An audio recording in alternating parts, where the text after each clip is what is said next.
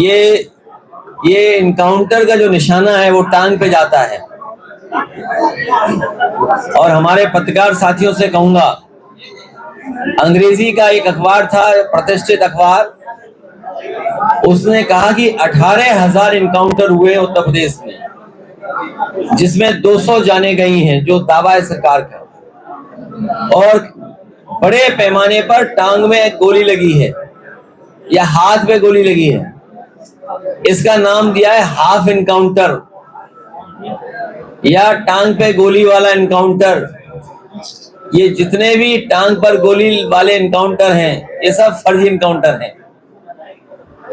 और ये मैं नहीं कह रहा हूं, मेरे साथ साथ अंग्रेजी के एक अखबार प्रतिष्ठित है, उसने कहा कि 18,000 इनकाउंटर उत्तर प्रदेश में हो चुके हैं।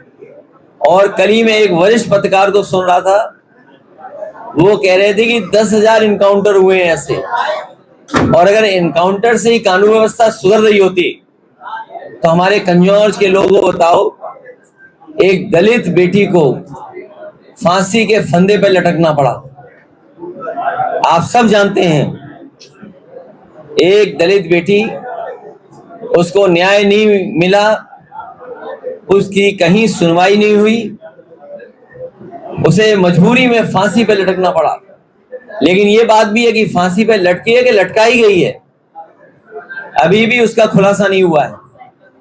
फर्रुखाबाद में भी हमारे साथी जानते होंगे, 2 बेटियां लटका दी गई कि आत्महत्या हुई है। और हर दिन उत्तर प्रदेश में बड़े पैमाने पर बेटियों के साथ इस तरह का व्यवहार हो रहा है, जहां उनके साथ घटनाएं घट रही हैं। और जो सबसे ऑथेंटिक डेटा है एनसीआरबी, अगर हम एनसीआरबी के डेटा को ऑथेंटिक माने तो सबसे ज्यादा असुरक्षित महिलाएं अगर कहीं हैं तो वो उत्तर प्रदेश में हैं। तो क्या इनकाउंटर से कानून व्यवस्था बेहतर हो गई है? क्या इनकाउंटर से हमारी माताएं बहनें सुरक्षित हो गई हैं?